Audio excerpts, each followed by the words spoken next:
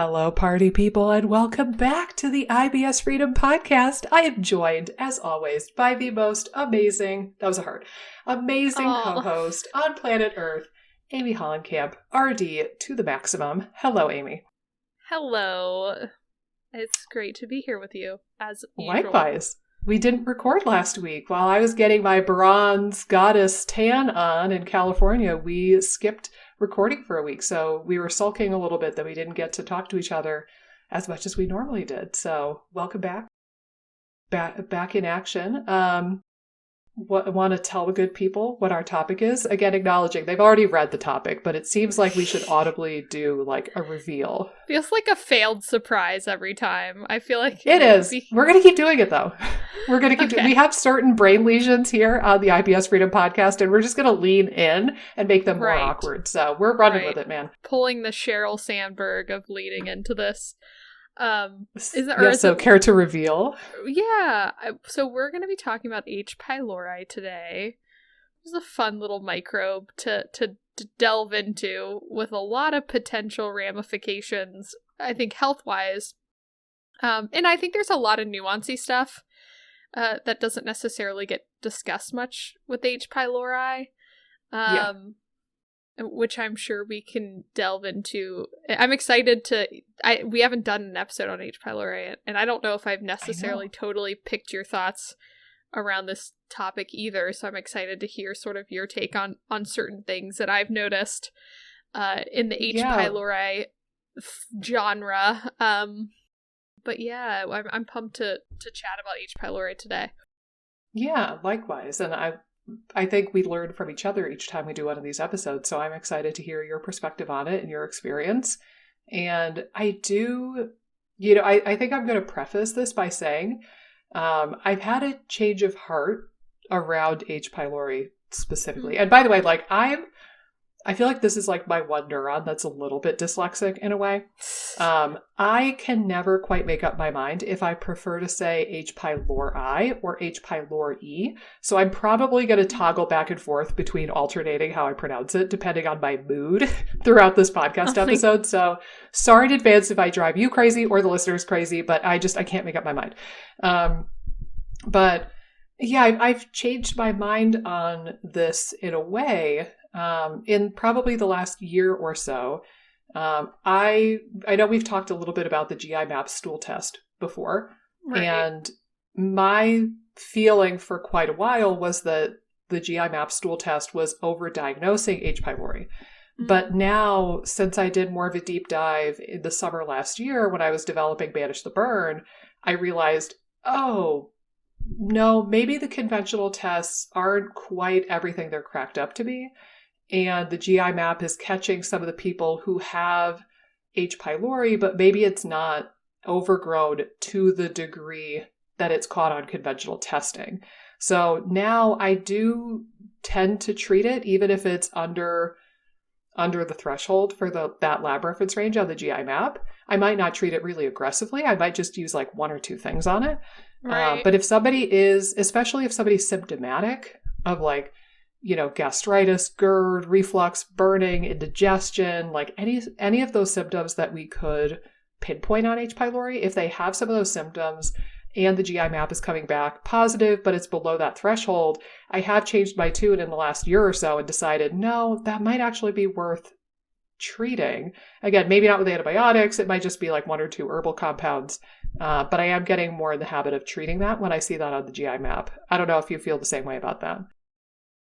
Yeah, I know we've had this discussion before. I think it was a bit of a trickier area because, I think that on the GI map, I would hear, oh, definitely treat it, even if it's showing up at all, or, I think there was a level of aggression towards the H. pylori that was showing up on the GI map. And again, it almost still takes tailoring the approach to the person as well, which I think you mentioned when you were describing everything, like depending on what the person is exhibiting, H. pylori, if it's slightly kind of under the threshold, but they're having symptoms of upper GI issues, it could be more problematic. And might makes sense to treat it or to do something about it. Now, again, the conventional thing of like the quadruple antibiotic therapy might not be wise in a situation where your H. pylori is a little bit overgrown. So again, I think it's one of those scenarios where it's kind of, it can be a little bit interesting in terms of how to go about actually like lowering those levels. Like, I almost think it's more of like, depending on the type of H. pylori too, like I know that there's virulence factors in the GI map, which is interesting. So like if you have a strain of H. pylori that tends to be really ulcer producing, compared to like maybe another strain or like another strain of H. pylori that's not as virulent, then again it might change how you would go about managing it too.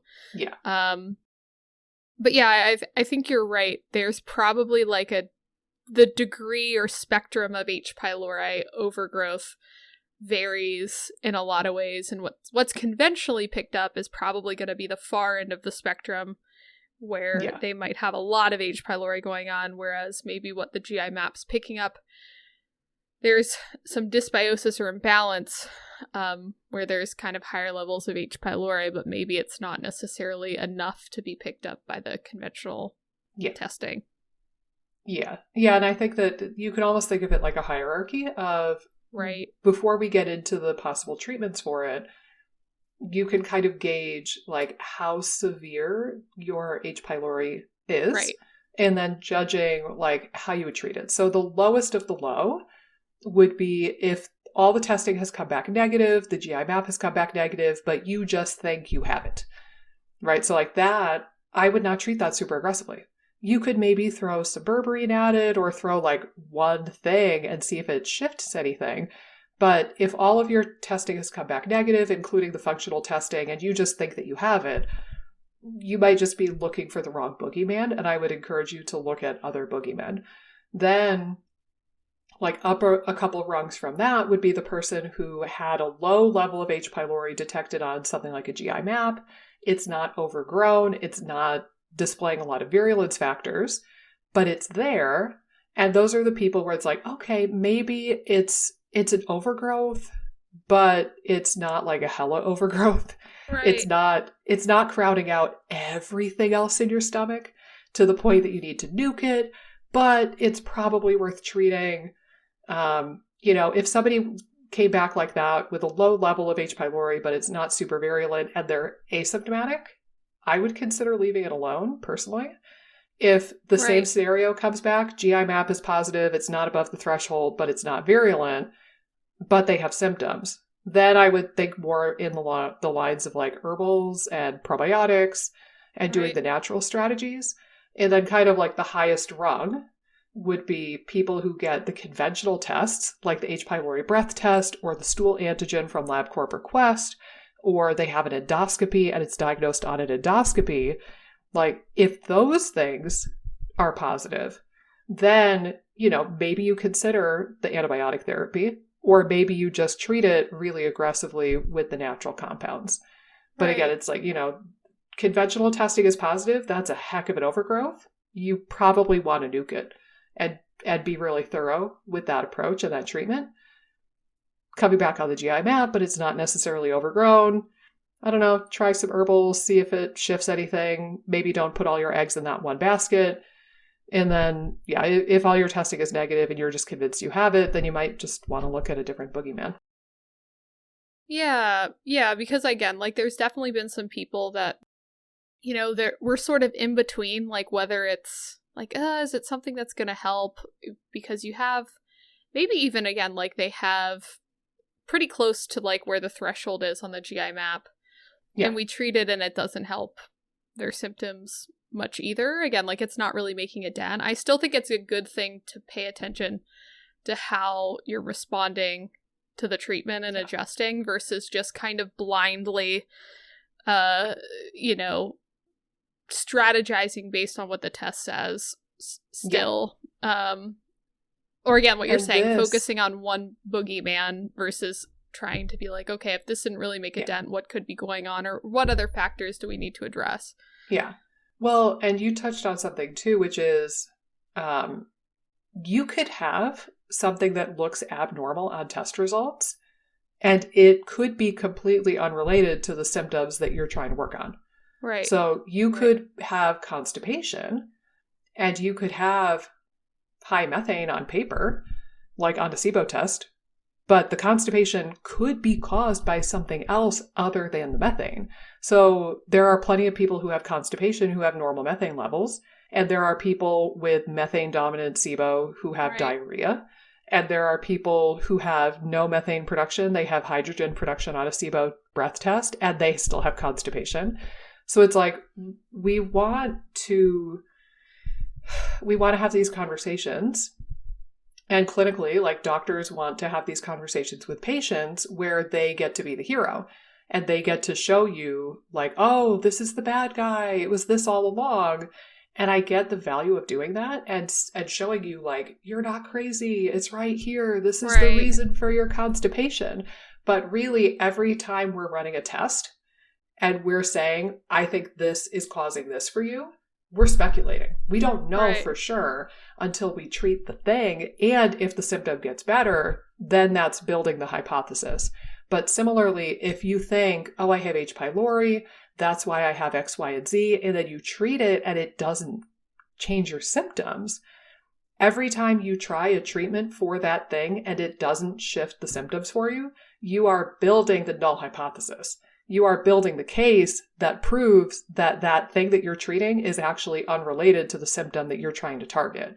And you need to be aware of that, and you need to listen to that instead of just committing harder and doubling down on more and more aggressive strategies to treat the same thing, because they could actually be unrelated.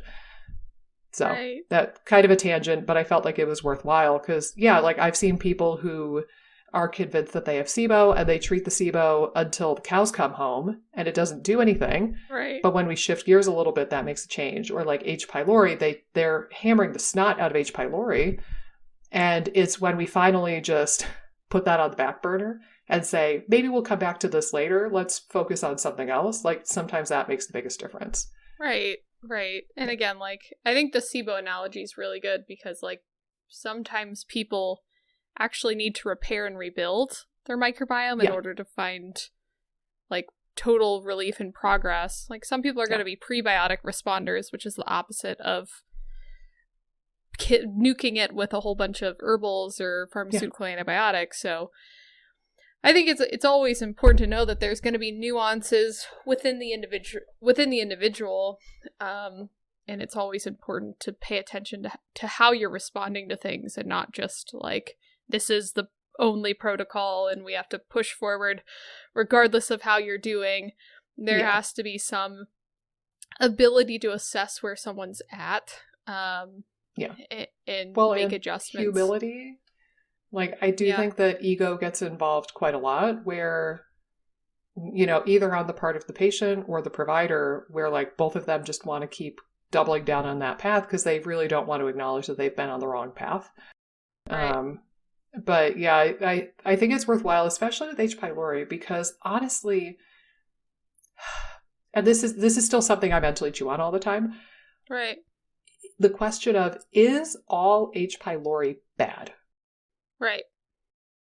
I'm still in the camp of no, which is why if it comes back low or within the normal range on the GI map and you're asymptomatic for H. pylori related symptoms, I usually don't want to treat that.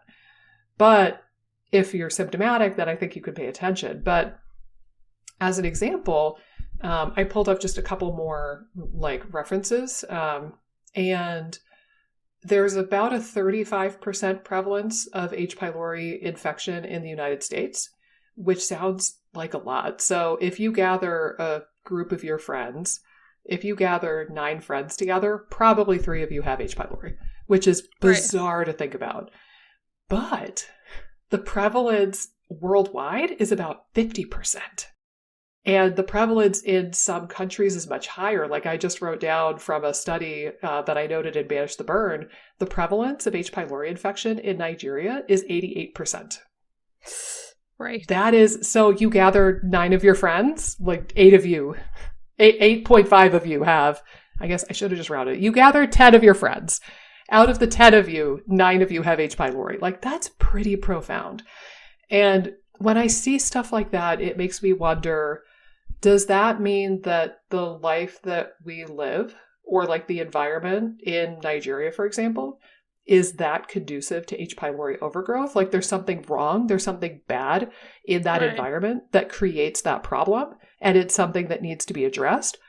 Or is it that we can live in symbiosis with H. pylori sometimes, and for some people that's more difficult if they have other confounding variables? But when I see numbers like that, where it's like a pretty good majority of the population tests positive for it, and presumably not all of them are symptomatic, it does make you wonder if it's really abnormal, the presence of this microbe. And I know it's very high in China as well, but to be my own devil's advocate and slowly take you down this rabbit hole of thought, I know there's a lot of research on H. pylori that comes out of China because they have a high incidence of gastric cancer. Right. So is the H. pylori asymptomatic until it causes gastric cancer? Right. So I don't know. I don't know if like asymptomatic H. pylori is okay and it's not going to do anything bad, or if asymptomatic H. pylori means that maybe someday you're going to get cancer, or what? Right. Or like there's multiple factors, like you were saying before. Well, and it's interesting you bring this up, because I don't know if you read the book. It's called Missing Microbes. Have you heard that before? Sounds good. It's by I believe he's a gastroenterologist. And he was the director. He was the director of the Human Microbiome Project. His name's Dr. Martin Blazer. But he wrote, the book's called Missing Microbes. Sorry, I'm reading it from a past blog I wrote. It's called Missing Microbes, How the Overuse of Antibiotics is Fueling Our Modern Plagues. Mm-hmm. But he was talking about in that book how there's like a popular saying in the gastroenterology world, which is like the only good H. pylori is a dead H. pylori. Is sort of the theme, but he was arguing in that book that H. pylori has been a part of the stomach ecosystem forever, and his sort of claim is that there's evidence that supports that H. pylori may have some benefits from protecting us from things like GERD and even asthma. Yeah. And again, he argues that there are a lot of strains, and not all of them are going to be harmful. And he kind of prefaces it as being similar to an E. coli. Like E. coli is something that's naturally in our gut, but there's certain strains that are going to be really harmful. So again, he kind of has an interesting take on it. I forget the research he cites in that book. But he said that there is some evidence that there could be some protective effects from H. pylori as well. So again, it creates more nuance to the whole discussion when you have kind of different researchers and again, even just the prevalence rate. It's like, that's not going to be a problem in all 88%. All 88% of you said Nigeria? Is that what we said? Yeah, Nigeria. Like I can't imagine that 88% of those people are exhibiting like H. pylori-esque symptoms. There could certainly be or that 88% of the population is going to get gastric cancer from the H. pylori. Right. Like, that can't be. That would be absolutely absurd, and we would for sure know about it by now. Right. So again, I think there's some kind of interesting nuance in different opinions on the H. pylori side of scenarios. And I think, again, it's because it's like everything else, there's so much gray area with it, and you have to sort of factor in different things when you're considering what to do. But I'll throw this out as a framework. Sorry, I think I just cut you off partway through a sentence. But probably the approach of like getting better at identifying infections and identifying microbes, like, that's cool. And my sciencey brain loves that kind of stuff. But I don't know if that's going to be the ultimate path to get you to health. like identifying the bad guy, identifying the critter, the microbe, and targeting it and yada yada, versus kind of zooming way out and saying, okay, like with H. pylori, there are probably other variables that make some people with H. pylori more susceptible to developing symptoms or cancer. For example, the rate of, I forget what it is, but the rate of how many people in China smoke, they have a very high rate of smoking. Right. Well, we've known forever that smoking is linked with various types of cancer, including gastric cancer. So like that could be the magic duo. H. pylori plus smoking equals cancer later in life. Right. And I think that there's been some research in that arena. I don't know off the top of my head, but you know, it's like, what is the diet doing? What is like the stress level looking like? Pollution, I mean, it's been a while, but I remember when I was in undergrad, my roommate studied abroad in China for, I forget. It was over the summer, I think. So it was about 4 months. I forget where she was exactly. I want to say she was in Shanghai, but I can't swear to that. And she told me, and this was probably like 2005, 2006, somewhere in there, because I think it was like midway through college. And when she came back to the States, she was delighted to see the sun because she said the pollution in the cities was so bad. She didn't see the sun the entire time she was there. And she said maybe like a week into her time there, she looked up and she was like, what is that? And it was so like hazy looking. She couldn't quite make out what was in the sky. And then I think somebody pointed out to her, they were like, that's the sun, dude. And she was like, what? Like, that's not what it looks like at all. So even things like the amount of pollution that people are breathing in, even if they're not smoking, they're still breathing crap in that's damaging their lungs and causing inflammation and depleting glutathione. Like there's so much to this. So rather than zooming in on each microbe, I think it is better 90% of the time to zoom out and say, how can we build you the healthiest, most resilient body so that you could withstand stressors and infectious agents of all types? Right. And I've been saying this about Epstein-Barr virus, EBV, for years. Right. If you're alive, you're going to be exposed to EBV. The presence of the virus does not matter because we all get exposed to it. We all become carriers of EBV by the time we're in like high school or maybe college. Right. The thing is your body healthy and strong and resilient enough to cope with that and keep the kibosh on it so that it doesn't become an active infection? But rather than, there's been books and articles about this herb for EBV and that herb for EBV and St. John's wort for EBV. And it's like, why don't we step back and just work on building up a healthier body so that you have resiliency against all of the microbes and all of the inflammatory stimuli in your life, and then you almost don't need to care about the individual infectious agents. And I think the same is true for H. pylori. Such a great point, because I almost think it's true for SIBO as well. It's like, yeah, how do you even get H. pylori to begin with? Like, or how it's overgrowing in a sense that's not conducive to your body. Like, there has to be breakdowns that drive that to create an environment that's going to be hospitable to an overabundance of something like H. pylori. So, yeah, again, sometimes I agree we get so locked into these ideas of this is it's just H. pylori or it's just EBV, and it's so much more than that. It's about digging deeper and understanding what breakdowns led your body to be less resilient to an H. pylori infection, or what breakdowns are making you less resilient to SIBO, like dealing with SIBO. Yeah. And I think you could go down the line with various kind of, especially microbial issues in general. Like I just think sometimes we get so locked in on the microbiome or pathogens or that sort of thing. And it's always good, like what you're saying, to zoom out and say, how can I actually just build resilience against these things? Yeah. I think, honestly, if you're ever in doubt on your gut stuff, trying to asking yourself that question and focusing on strategies, like, even if you don't necessarily know, maybe there's multiple things going on and you don't know what like the biggest thing is, But it's like, even if you're just focusing on resilience, I think for a lot of people that can get them a lot of the way to where they want to be. Maybe not totally there, but it can really, really transform the process and move the needle in a lot of different ways. Yeah.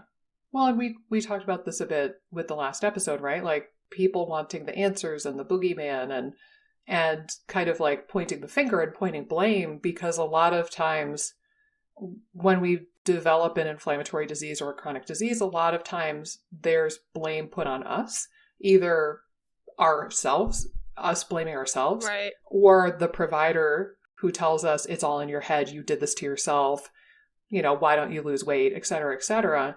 So I think that there's naturally a lot of fingers pointing at us, right, in the healing process. So then people, by and large, become very desperate to point the finger elsewhere. And it's not to say that there's never a boogeyman and that is not a thing that can happen. But yeah, I agree. I think that when in doubt, building resilience and just trying to build a healthy body. I mean, honestly, like that's kind of what I did with my course FODMAP Freedom. Like a lot of that course would be beneficial for people without SIBO, but I built it around SIBO. But it's like, we talk about like sleep and stress management and like improving vagal tone and improving the microbiome and improving nutrition. And it's like, that's not going to hurt anybody to do that. But I kind of trick people into taking this course about building a healthy body and a strong, resilient body. And I just trick them by saying it's a SIBO course. And like it is, but it's also not. And that's really funny for me to kick back and watch. And I joke all the time with students. I'm like, I tricked you into being here. Right, right. Just so that I could have some of these conversations with you and teach you the stuff that you actually need to know. And it's all of it's the less sexy stuff that ends up being really impactful a lot of the time.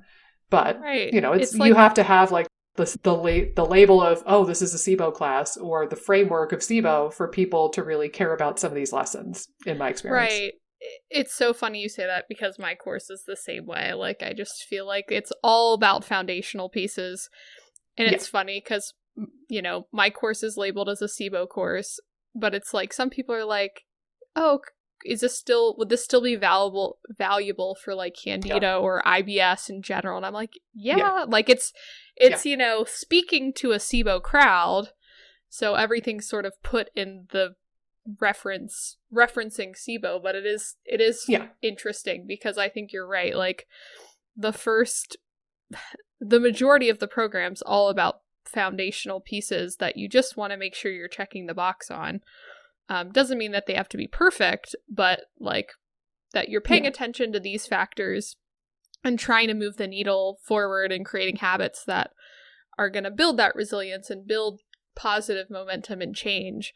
And again, those are the hard things to do versus just kind of buying a supplement or, attacking the boogeyman or creating a protocol. I think that is a lot easier than actually trying to figure out how you're going to get to bed 2 hours earlier because you're only getting 5 hours of sleep. Like, so sometimes, again, the habit change is just sometimes more difficult than doing the protocols. Well, and I think sometimes it's a matter of dopamine also. Yeah. Where it's like, dopamine is the neurotransmitter of like motivation, for those of you who don't know. And it's, if you create a pain point by spending $50 on a supplement, you're probably going to muster up the dopamine and the motivation to take the supplement because it stung just a little bit when you bought it. And it's going to be like that little reminder of like, oh, I better take that thing. Versus, if it's a matter of getting to bed on time, to use your example, and giving yourself enough rest, that's like a no dopamine situation. Like there's no pain point kind of prompting you to make that decision. You're probably going to get pulled in a million different directions. Your spouse is going to want to take up your brain and talk about something. Your kid's going to want to do something. You feel like you have to do more work. You feel like you should be doing a million other things. And it's like all of those shoulds get in the way of what you actually need to do, But it's like, if you had more dopamine, more motivation, you could kind of get over the hump and make it happen. But the lifestyle stuff and the habit stuff is so unglamorous and unsexy that people just don't do it, or they forget to do it a lot of the time because they don't have like enough motivation to kind of get them there. Right. But I want to get back to H. pylori because, believe it or not, folks, this is an H. pylori episode. Right. But I want to thread something in too, which is, again, going back to this idea of like individuality. One of the things that happens with H. pylori infection, and probably why it is a big deal, is because it's pretty well established that it frigs up your immune system in the stomach. So your immune cells are trying to fight the infection, and it's ramping up these guys called Th17 cells, which are pretty inflammatory, but they also are helpful when you have an infection. So it's like you're trying to go in with bazookas and kill the H. pylori, but the bazookas are causing some tissue irritation and some damage. So like some of the tissue damage that comes with H. pylori and some of the inflammation is because of the microbe itself. And some of it is because of our immune system trying to attack it. It's very much like COVID. Like some of the bad stuff that happens with COVID is because of the actual virus. A lot more of it has to do with our immune system losing its damn mind and creating a lot of inflammation in the process of trying to get rid of COVID.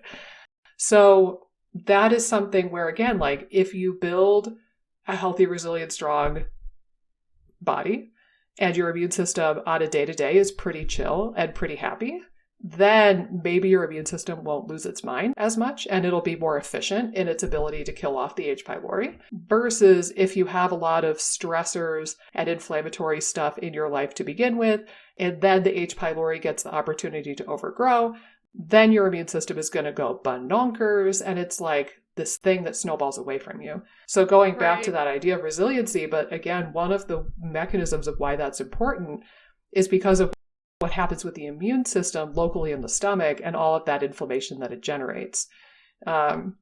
Not coincidentally, I bet, one of the natural compounds that has some ability to help with H. pylori or the inflammation that it generates is sulforaphane, which is an antioxidant found in broccoli seed extract and broccoli sprouts.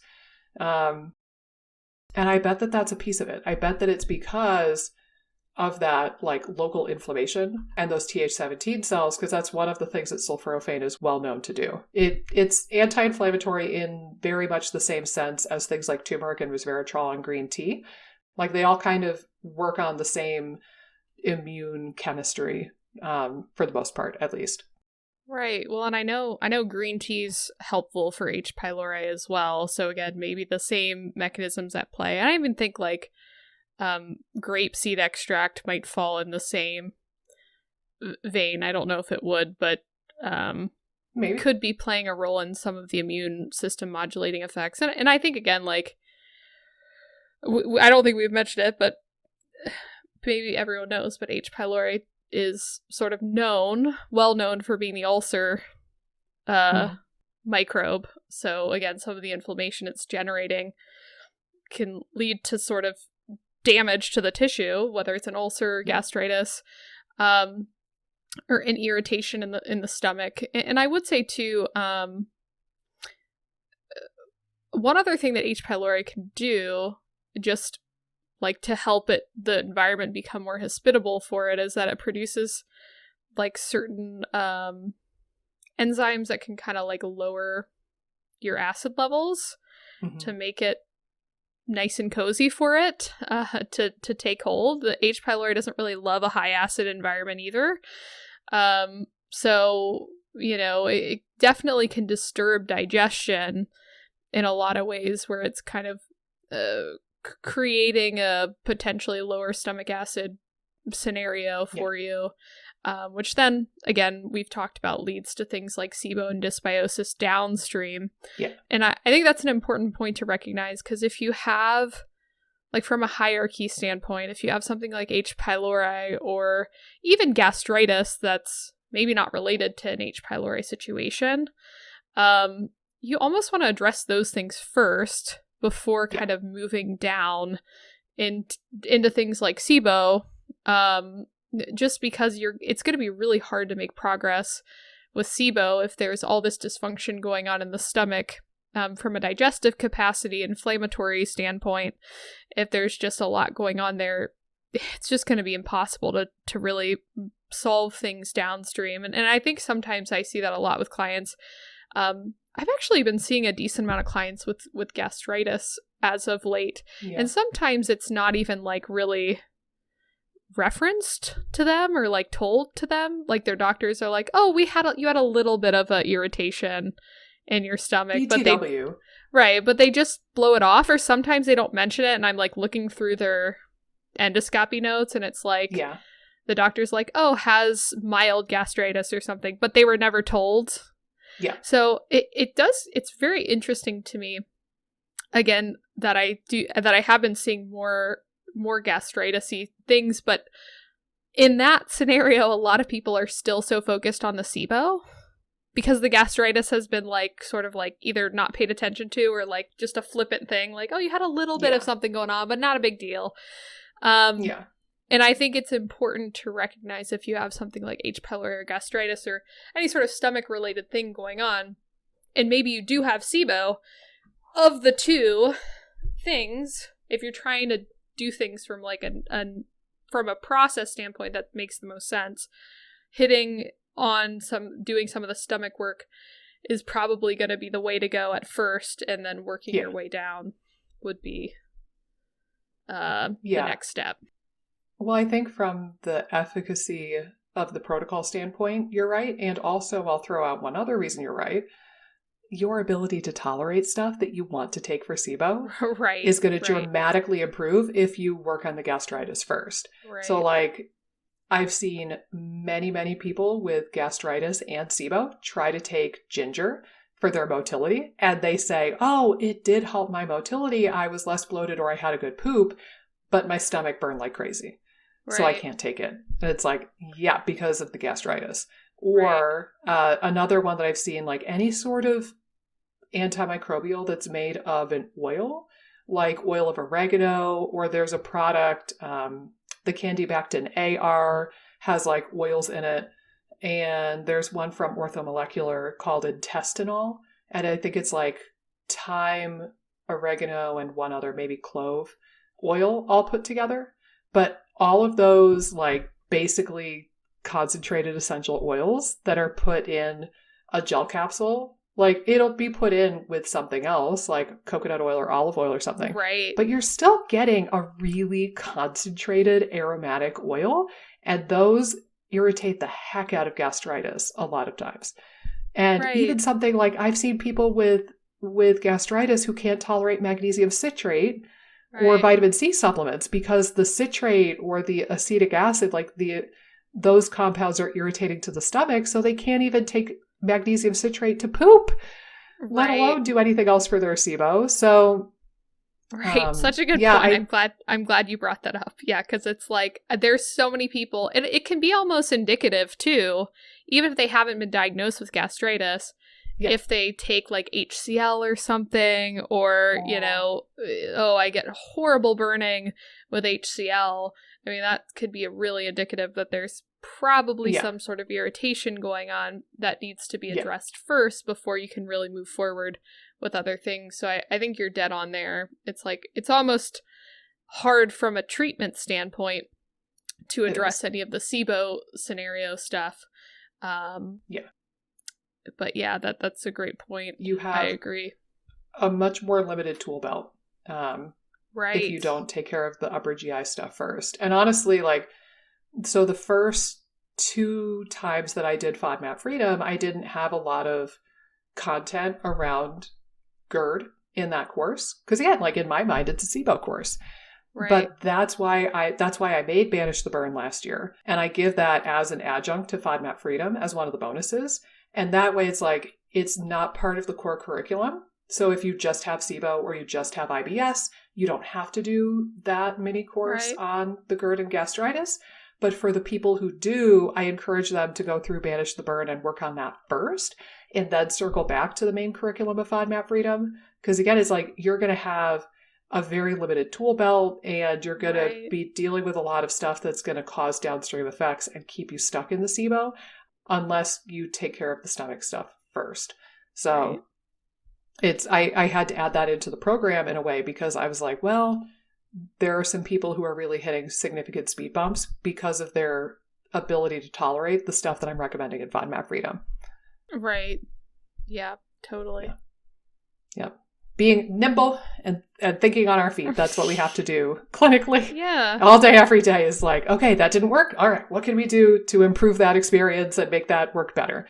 Right, exactly. But yeah, again, I've definitely like seen people that are like, oh, I definitely have SIBO, and then they try different things and it's like, no, you probably have gastritis. Just with how you're responding to some of these things, we have to address that first. And I think sometimes it's like a little bit of a bummer to them because, again, the SIBO was the problem, but you're like, no, we definitely need to do the gastritis stuff to make everything more effective, but also tolerable from a SIBO standpoint. If you're doing anything SIBO-wise, it could be tricky without having the stomach integrity in place. I think so, certainly. But why don't we get into probably the entire reason everybody tuned in? They're just like, we're going to fast forward all this crap. But why don't we talk about some like antimicrobial agents and some tools that we might use if we have somebody with H. pylori? Acknowledging neither of us are prescribers, so if you want to do like triple therapy or quadruple therapy, do not come to us because that's not something we do. But just as the quick kind of rundown for that so that everybody knows, when we talk about triple therapy, that is 2 antibiotics and a PPI, which is so ironic, right? Like H. pylori suppresses stomach acid, and then we're going to suppress your stomach acid further with a PPI. And that's super gonna frig up your small bowel and lead to SIBO if you're on it for a prolonged period of time. So that astonishes me. But yeah, triple therapy is 2 antibiotics and a PPI. Quadruple therapy is 2 antibiotics, a PPI, and bismuth. And that does seem to be a bit more effective to a point where I would say just like you could get bismuth as a supplement. And you could add that into your natural protocol. But it seems like that compound, it can kind of settle the tummy a little bit, which is exactly why Pepto-Bismol exists. But Pepto-Bismol has like the funky, scary pink dye in it. And I think it's either aspirin or Tylenol. Which one of those is acetaminophen? Because I'm pretty sure it has acetaminophen in it. Yeah, I think it has like Tylenol in it. So I don't recommend that, but there are supplement brands with bismuth. Like the one that I usually use is called Biofilm Phase 2 Advanced. I think the company is Priority 1 Supplements. And it's bismuth and it's a bit of alpha lipoic acid because that helps in the biofilm disrupting properties, apparently. So I'll use that moderately frequently. There's a blend from Apex Energetics called, what is it called? HPLR is the one that I'm thinking of, I think. And HPLR is pretty good. I know it's got berberine and I forget what else it's got in there. And berberine is one compound that's been shown to inhibit H. pylori. So those are probably 2 of the ones that I use the most. There's also a product from Orthomolecular called Pylorisil, and that has some zinc carnosine in it. And I think bismuth and berberine, if I remember correctly. So that's a nice little blend too. Right. Yeah, I've used Pylorisil before. Sometimes I'll use Gastromend. There's a couple different things that I've done for H. pylori. I feel like sometimes it depends on the person, but I also think, again, I know we're probably going to get into this too, but I think there's some probiotic agents that could be helpful as well. Yeah. I know BioGaia has the Gastrus. Yep. That I really like for H. pylori. I mean, it's helpful for SIBO too. So, like, if someone has a H. pylori SIBO double whammy, especially if it's more methane dominant too, I think it could be really beneficial in those situations. Again, I think anything that can kind of coat the stomach lining, like Gastromen has things like DGL in it. Think zinc, carnosine, like you were saying, slippery elm, some of those things that we've talked about before, I think are going to be valuable, probably again at lowering the inflammatory response, also building up gastric mucosa. So those sorts of things I think can be very beneficial as well whenever you're dealing with an H. pylori scenario. Sometimes too, like if someone again wants to try some gentle things too, like doing things like green tea, if it's tolerated, if you can tolerate caffeine, broccoli sprouts, like actually working in some of these food items can also be something you try. Broccoli sprouts are pretty easy to grow, and you can get a bag of the seeds for pretty cheap. I think there's like $20 for a pound of the sprouts, and then you just get some sort of apparatus where you can lay the seeds out and have a sprouting operation going. And they're pretty easy, and you could put them on salads or blend them up and put them in smoothies. Right. Well, and I think like similar to that, like probably cabbage. I think it's a cabbage juice where they call it like vitamin U or something. Yeah. Is that what it's called? Or vitamin something? Yeah. I don't think it's a true vitamin, but I don't know either. But I know that that's kind of been shown to help inhibit H. pylori a bit as well. I don't know if it's specifically useful for H. pylori, but there's a product from Biotics Research called, why can't I think of it? Is it like Gastrozyme or something? Yeah, I think it is Gastrozyme I'm thinking of. And it's got some of that like vitamin U stuff in it. But Biotics tends to sneak stuff like that into their products quite a lot. But Gastrozyme can help with the symptoms of GERD and gastritis. I remember I've talked about my mom's geyser bleeding ulcer, right? Gosh. And she was on PPIs for a while because we didn't want her to bleed out and have another ulcer. So she was on PPIs for a couple of months. Her doctors were just like, yeah, you're going to be on this forever. And I was like, no, we're going to work on that. And one of the tools that I used to help get her off of the PPIs was Gastrozyme, because she was running into that issue where like she would lower the dose and she would get some reflux. And so I had her taking Gastrozyme for a while there to kind of like ease some of the symptoms and decrease the inflammation. I don't remember if there's anything in there that could be specifically helpful for H. pylori, but it wouldn't surprise me. And like I said, I'm pretty sure they have that vitamin U cabbage juice kind of stuff in there. I think that anti-inflammatories, generally speaking, should help, again, because they're at least mitigating some of the inflammation. And like if you think of inflammation, if you got like a laceration on your leg, right, the tissue would become red and swollen and puffy and irritated, and it would puff up and it would probably get pussy. Like pus is basically dead white blood cells that are fighting off the infectious agent.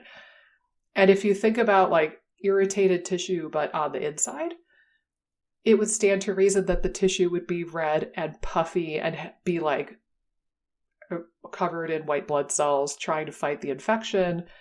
And like the puffiness and the swelling, that part of it could make it hard for your immune system to work properly.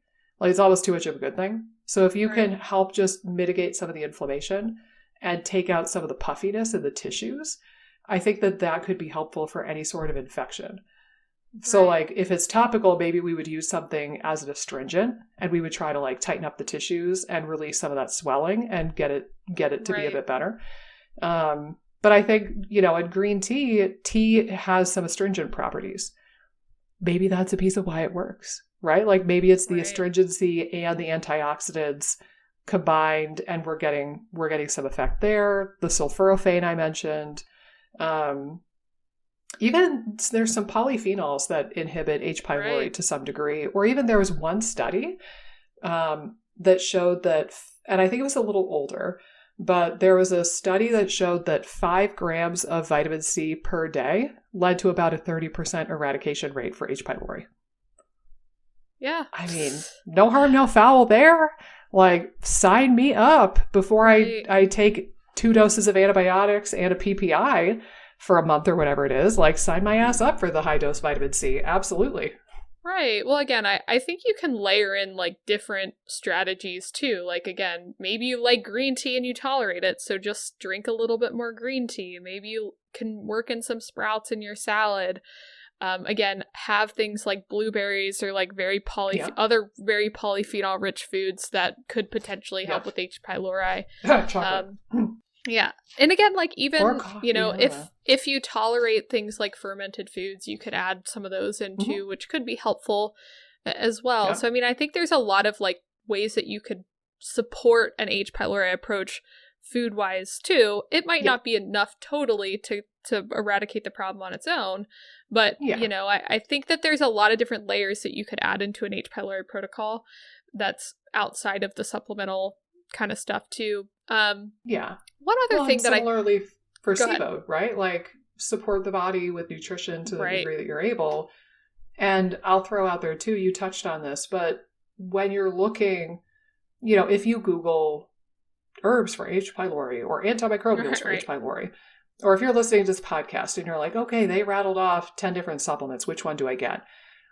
A, don't be the person who buys all of them.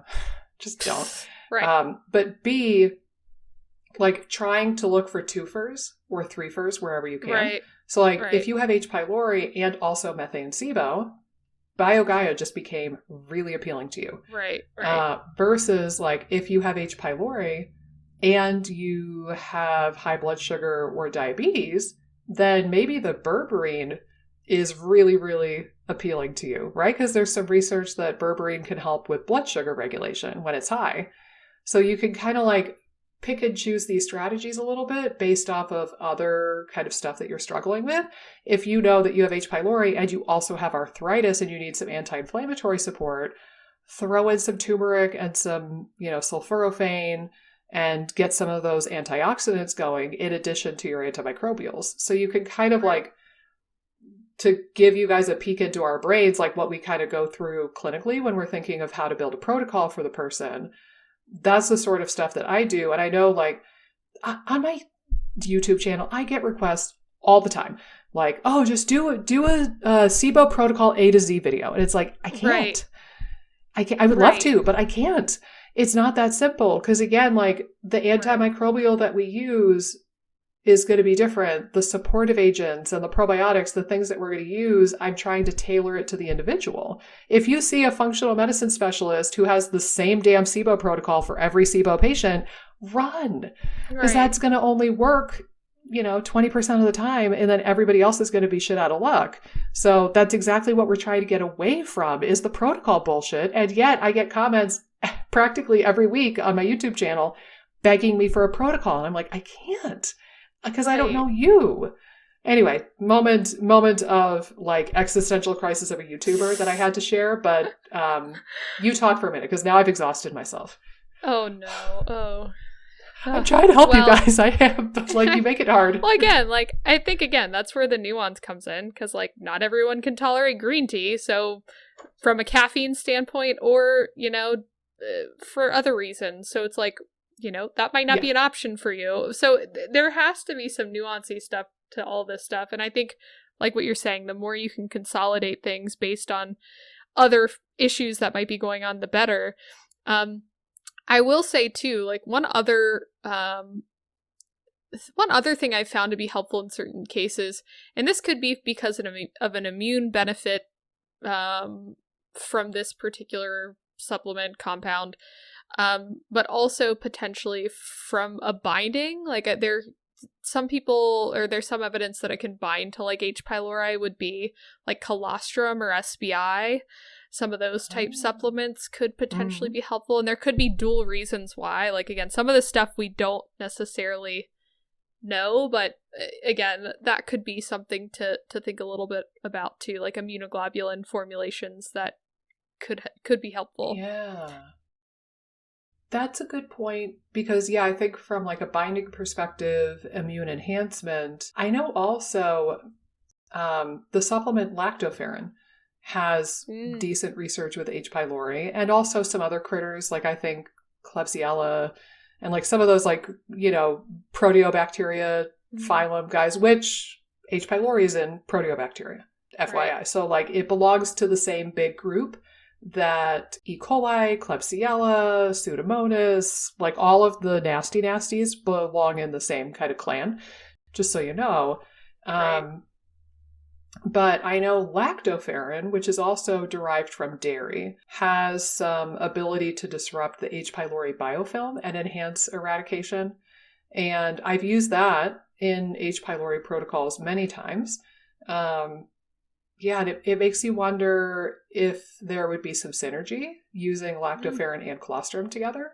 Or I don't know if like colostrum supplements have a little bit of lactoferrin in them.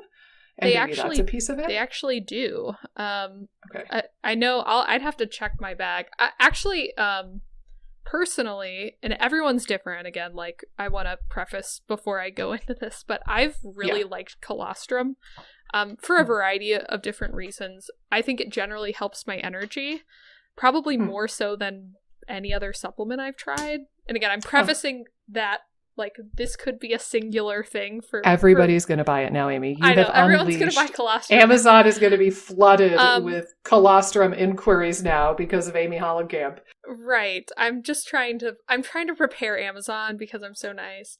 But can I interrupt though? Yeah. I feel like I interrupt you all day on these podcasts. No, so I think I mentioned this in the hydrogen sulfide episode. Did I tell you about the time the probiotic advisor, Jason Haverlack, mentioned in a blog post that Cotinopsis root could inhibit hydrogen sulfide, and I couldn't find it anywhere on the internet for like 2 years after that. Like all of my normal sources were gone. And I was so mad because I had just gotten to know that herb from like an immune modulating perspective.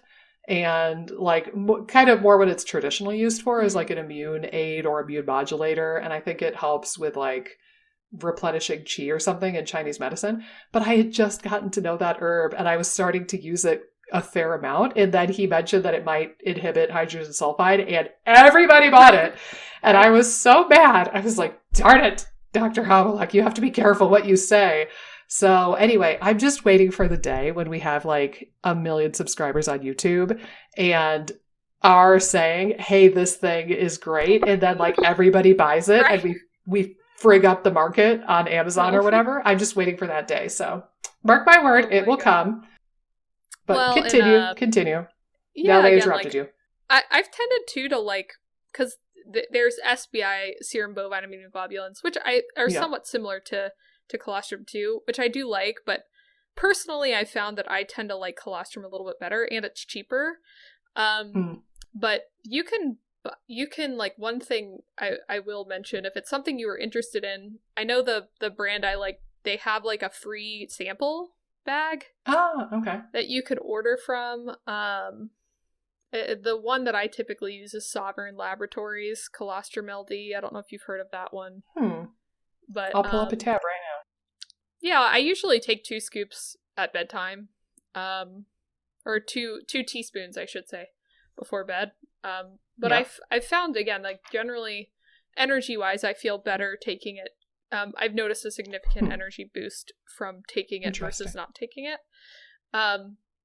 But yeah, one of my clients actually mentioned they have a free thing where like if you ask them for a sample, you have to pay like $5 for shipping or something, but that's reasonable.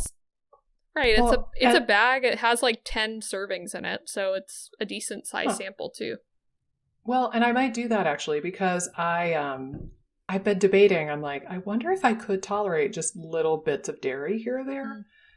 With the wild success of my reintroduction of sesame, I've kind of wondered a little bit about bits of dairy. And I noticed on and off for the last couple months, there were a couple times where I wasn't super duper careful.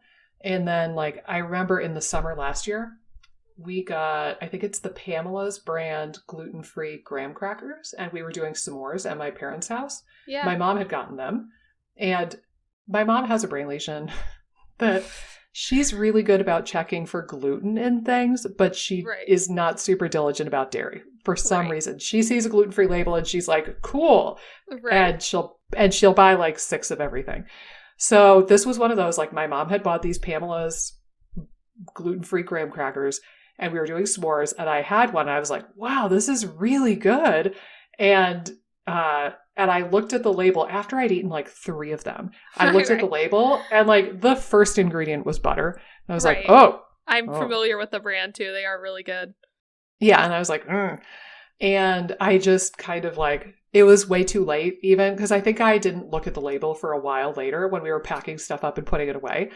And it was like way too late to take a digestive enzyme and hope for anything from that. Right. And, you know, it's like that feeling of waiting for the other shoe to drop. Right, like, okay, when is my body going to realize what just happened? Because my brain just found out. And I was okay. And that was my first little peak of curiosity where I was like, maybe I don't need to be as anal about the dairy. Like, I'm probably, I don't know. I don't know if I'm even going to say I'm not going to eat it, like, in mass quantities. But I've had a couple of other similar experiences where, like, it was, like, milk or something was an ingredient in something, and I did okay. So, yeah, I'm a little bit curious if colostrum would be something I would tolerate and kind of experiment with that. So I will tell you in a few weeks whenever I get around to getting that sample pack. And if it gives me crazy diarrhea or bloating, I will let you know that too. Well, that would be good to know. I'm waiting by the phone to hear your response, but you're waiting for that weird Marco Polo. Right, exactly. I would say, though, generally I've seen it be pretty well tolerated, even for people that don't necessarily tolerate tons of dairy. Okay. Because it's really low in lactose. I mean, again, it's not really going to be super high in things that I find that people are going to be super reactive to. So I've generally found, unless someone's like very dairy sensitive or something like that, that it's decently well tolerated. It might be a good thing to experiment with. And it comes in a powder, so you can just like titrate up or down depending on how you're experimenting. Yeah. Okay. Well, I'll have to try that out. Yeah. I'm intrigued. Wow. I'm intrigued to hear about it from you. So let me think about H. pylori. Let me chew on this. I know 2 things that we have not discussed relative to H. pylori. You thought we were done. No, but now I think I know dance. One. Yeah? What is it? The one, like, how you get H. pylori? Like, how, like, transfer? I think maybe we're onto the same idea here. My understanding is that you get it initially from, like, in your childhood. Like, if you were diagnosed with H. pylori as an adult, chances are you picked that up in childhood when your microbiome was still forming. And it seems to be tied with lower socioeconomic status and more rural, like, settings. Those 2 things tend to, like, increase the risk or the prevalence of getting H. pylori. But it seems like a lot of it, like, that bug shacks up with you in childhood at some point. But tell me what you were going to tell me, because I think I know what you were going to say, but I'm not positive. Right. And again, like, I'd be curious to hear your opinion on this, because, again, I've sort of gone back and forth with how I approach it. But again, like, I've seen some experts and things will say, like, oh, you should treat every person in the family that with H. pylori, because it could be transferred, like, via kissing, or, like, if someone eats something off your plate. And again, like, I think in the past I've sort of, like, maybe haphazardly been like, oh, just have your husband take this too, or something like that.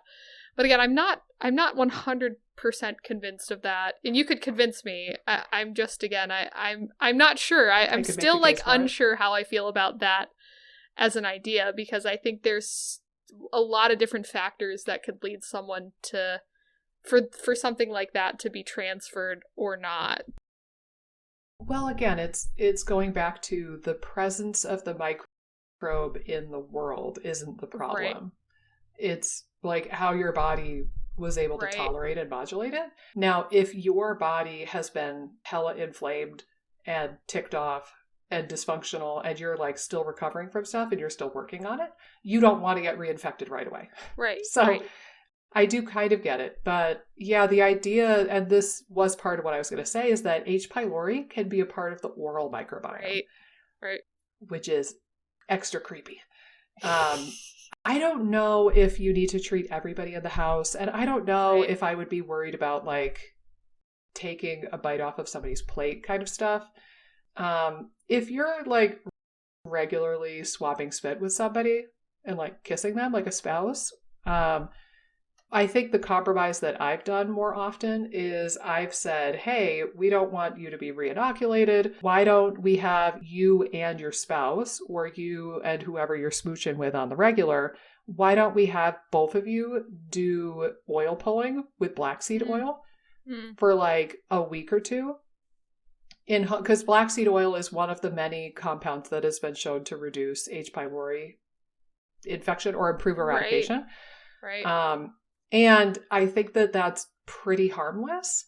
Like, I think that doing oil pulling with black seed oil is very well tolerated. It's relatively cheap. Like, a bottle of the black seed oil is like $20. Right. So, it's not too cost prohibitive. And just as a strategy of like crossing your T's and dotting your I's, I don't think that's a bad idea.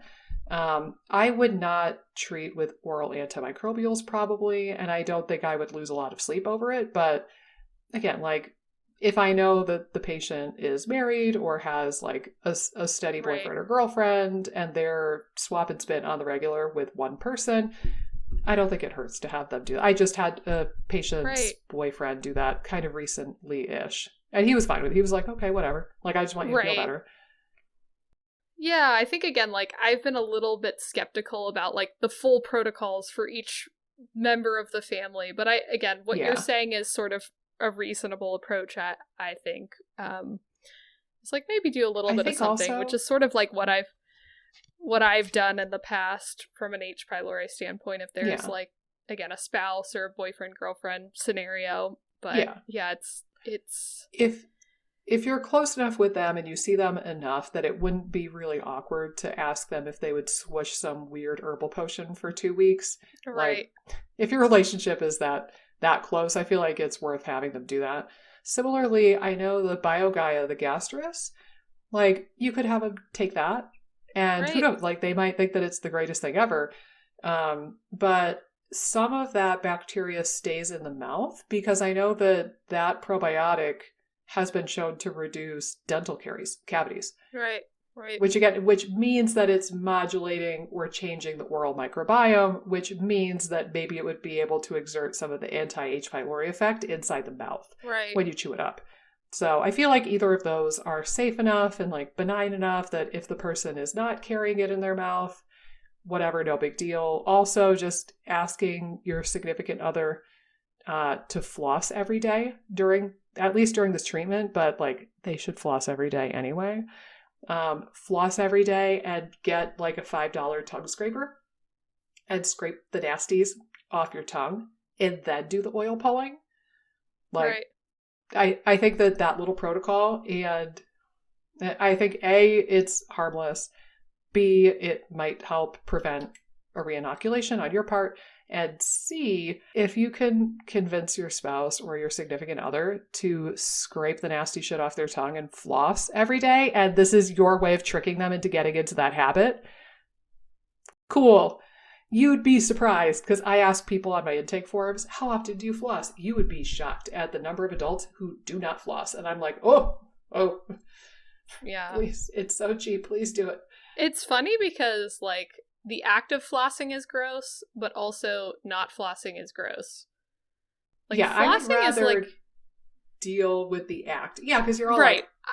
Like, I would rather deal with the act too. Like, I think you want to floss, but I'm just saying, like, flossing's kind of gross in and of itself too. Like, I don't know, it gives me the I don't know, creeps sometimes. Yeah, I'm still looking forward to talking to a holistic dentist on this damn podcast because I very much want to talk about the oral microbiome and like the inflammation, like oral inflammation leading to body-wide inflammation, Like, I want to talk about all of that. And I am going to have to start like a vision board to bringing that into our reality, because I've tried to reach out to the Ask a Dentist guy on Instagram once or twice and he hasn't gotten back to me. And I'm like, I don't know any other functional dentists who seem like they're worth interviewing, but if anybody knows, message me on Instagram at Triangle Guts, and I would be happy to entertain others. That's just the one dude that I've been following for a while. But I really want to talk about the oral microbiome. I think that would be a great topic. And we could talk about H. pylori among other critters. And speaking of other critters, there is one more that I wanted to highlight. Candida. Now, Candida is a common boogeyman. And it's not that everybody has it. But there is some weird research that suggests that Candida and H. pylori can be buddy-buddy with each other, and they can help each other out. And that H. pylori can live inside like the cellular structure of the Candida and be sheltered from antimicrobials. So if you have a genuinely tricky case of H. pylori, like you've tried all the things, it's still there, the tests are showing it's positive. So again, you're not chasing an imaginary boogeyman. You know that this is something that you have, and you really have a gut feeling that you need to work on it. You might want to throw in a little bit of anti-Candida support, throw in a little bit of caprylic acid or SF722 or something like that, and just see if that shifts things. Because I have seen some research indicating that H. pylori and Candida can be best friends forever. Yeah, and it's not in a way that's favorable to you. I've seen some of that stuff too. I'm glad you brought that up. I would have forgotten that point. Can I ask you though? Do you remember where you first came across that? Because I remember who it was. I do. Yeah. The Gut Institute. Was it? Yes, Grace Liu. Yeah, yep. She's a great example. Like, I appreciate some of her stuff, but she's a great example of somebody who, like, from what I've seen of her, and I haven't tuned in a couple of years now, but at the time, when I think she was really, like, building her following, I got the impression that in her mind, everybody has Candida. Everybody has the yeasties. And that was, like, the pretty classic boogeyman in a lot of her work. And she was really big on the organic acids test, which now, now my opinion as of 2022 is that I think the oat test probably over-diagnoses or over-exaggerates yeast and Candida. Yeah. But yeah, I remember a lot of like her Facebook lives focusing on the organic acids test and look how yeasty this person is, and like everything she could tie back to yeast in some way. And it's not to say that yeast is a good thing that you want a whole lot of, but I do take everything she says with a big grain of salt now, just with that knowledge. Yeah. Again, I also think it's weird because I do feel like certain practitioners sort of like, depending on how they're, I don't want to say advertising per se, but whatever content they're generating could also lead to different populations coming to them. So like, I don't know, again, like what her content was, or like how, I know she did some stuff about like with fatigue and things like that, or like there could have been a more of a draw, selection bias, right? More of a draw towards, or people kind of choosing her that are a little bit more of the Candida presentation too. But yeah, I haven't really. I feel like she hasn't been as active lately either, but maybe I could be wrong. Maybe. Yeah, I think I unfollowed her page a couple years ago because I was like after you follow somebody for a while, you're like, all right, I got your shtick. It's cool. Right. Like, I hadn't taken seminars with Datis Karazian in years because it was always, it was great, but also there was like these very distinct pillars that were in all of his stuff he's ever, and it's still true. Gluten, bad. Dairy, also mostly bad. The vast majority of the time. Glutathione is super important. Nitric oxide is important. Leaky gut is important. And then there's like a smattering of everything else. But it's like, he hits on the same couple, like, gluten is evil, glutathione for everybody. Every time it's like, all right, Datis, I got it. So for a while, I kind of got bored with Datis because I felt like he was a broken record. And I just felt like the same thing with Leo. And there's probably people who are in episode, whatever we are, 80 or something of this podcast.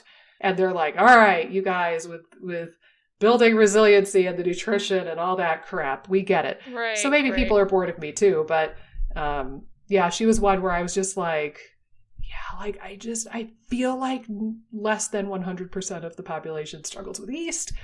And therefore I'm going to kind of like take a step back from listening to you for the time being. But she had some pretty good stuff. Yeah, again, there were definitely some things that I liked of hers too. Again, I haven't seen her much as of late though. Maybe she's just not in my algorithm anymore for some reason. Yeah, and now it's just dog videos essentially. I feel like my algorithm, like on TikTok, sounds like a favorable shift. Yeah. My algorithm on TikTok is just dog video after dog video after dog video, which is glorious. Okay, can I allow you to laugh at my expense for a moment? Yeah. Yes. Because I think I'm officially out of H. pylori wisdom to share. But I do have something that I want to share, and it's embarrassing, but it is what it is. So I've decided recently that I'm going to do the opposite of what other people do. Other people post on TikTok and then download the TikToks and upload them into Instagram Reels. I'm going to make my Reels, which should be coming out again soon. I'm going to be making my Reels, downloading them, and then uploading them into TikTok. And I don't know anything about TikTok at all. I think I made a profile and then I posted like one and then that was it. But I was like, well, I've got to like get a sense for it a little bit and I'm going to read a little bit and find some YouTube videos, tutorials. So I literally typed into google.com TikTok, but I realized after the fact that I spelled it incorrectly. I spelled it like an old person, Amy. I'm only 35. Like I'm not that old. Well, like TikTok, like on a clock, I spelled it TICK, new word, TOCK. And then, Google did the condescending thing where it was like, did you mean TikTok? And it was, what is it? TIK, TOK, all one word. And I was like, oh. I feel less relevant in the world. Oh my gosh. Oh God. So yeah, so that's my little I'm apparently getting old story. For some reason I thought that you had written Tic Tac, like a Tic Tac mint or something. Oh, no. That would also be an old thing to do, I feel like. In my defense, I still think I spelled it correctly, and the people who came up with the name of the app didn't know how to spell TikTok. But yeah, I not only did I type that into google.com, which is already kind of an old person behavior, right? But also I spelled it correctly, which is incorrect, which amused me. Oh my gosh.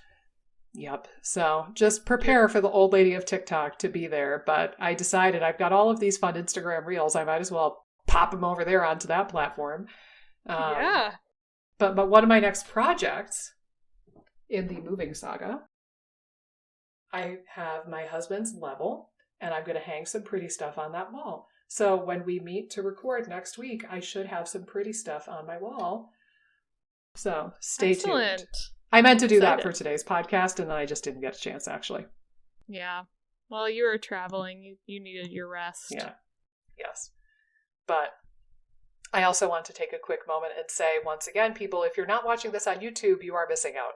Because Amy is wearing a very... very fine baseball cap with a little Boston Terrier peeking out over the rim. And it makes me think of little Chipperino. Yeah, Chip, he's been very lazy the last couple days just because it's been rainy. He's been laying in his bed and I'll go and pet him and he's very sweet. Well, he's probably helping you grow that child in some way. Like he's sending you womb juju or something. And he's tired because he's helping to grow a person. So this is his pregnancy too. Right. You might be right. Yeah. That's probably what it is. You're right. That's how the physiology works out, right? Yes. All right. Well, until next time, my darling. Like I said, I think I'm officially out of H. pylori wisdom. If you had any more wisdom, you could have piped up amongst the last couple stories. So I think you're out of wisdom too. But guys, as always, it was super rad. And I will see you, and Amy will see you on the next episode of the IBS Freedom Podcast. Be sure to holler at us on Instagram. She is at Amy _ Hollenkamp _RD. Sorry, my brain had a meltdown. And I'm at Triangle Guts because I'm in the Triangle of North Carolina. And we will see you on the Instagram and on the podcasts. Until then, toodaloo.